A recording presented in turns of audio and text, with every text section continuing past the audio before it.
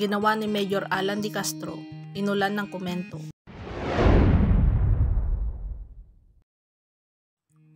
Matatandaan na may ibang hair strands na natagpuan sa loob ng SUV na pinaglipatan ng katawan ni Catherine Camilon. Ngunit may iba pang buhok na hindi tumugma sa DNA ng mga magulang ng biktima.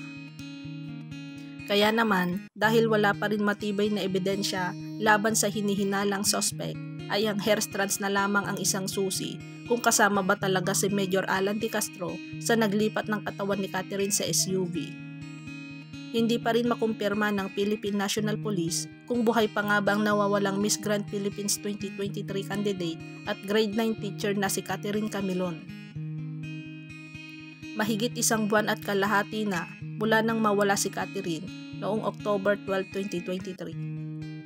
Ngunit ang isa sa pinakainulan ng komento at nagpainis sa marami ay ang ginawa ni Mayor Alan De Castro. Sa isang ulat nga, inasabi rito na ayaw umano ni Mayor Alan De Castro na magpa-DNA test. Ayon nga kay Major Cunanan, ini-encourage umano ng PNP na harapin ni Mayor Alan ang kasong isinampa sa kanya. Dahil hindi naman daw ito pwedeng pwersahin dahil may sinusunod na proseso ang PNP. Ayon pa nga sa ulat na ito, nang humingi na umano sila ng DNA kay Alan, ngunit hindi nga ito pumayag.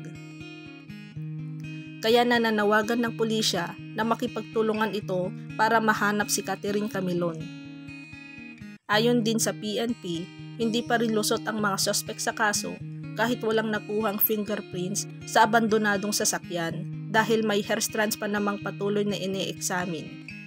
Ayon kay PNP spokesperson Jean Fajardo, mailan lang doon sa hair strands ang nagmatch po doon sa DNA profile po ng magulang ni Catherine.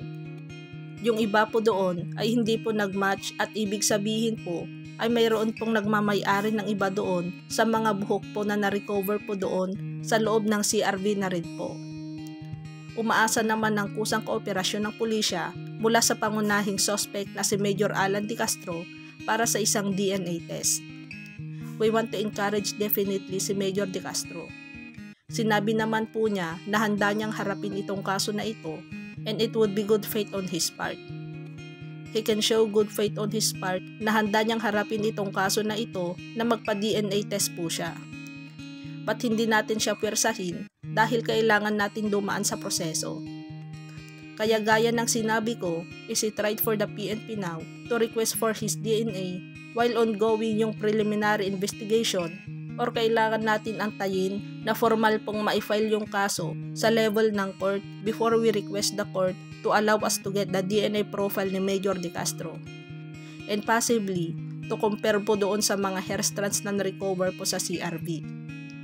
Patuloy pa rin di umano ang case build-up at evaluation ng Batangas Provincial Police Office hinggil sa kasong ito ni Catherine. Itinakda ang preliminary investigation sa kaso sa darating na December 19 at sa January 9, 2024. Dito ay magpapasa ng counter affidavits ang akusado na sina De Castro, kanyang driver at bodyguard na si Jeffrey Magpantay at dalawang iba pang kaugnay ng pagkawalan ni Camilon.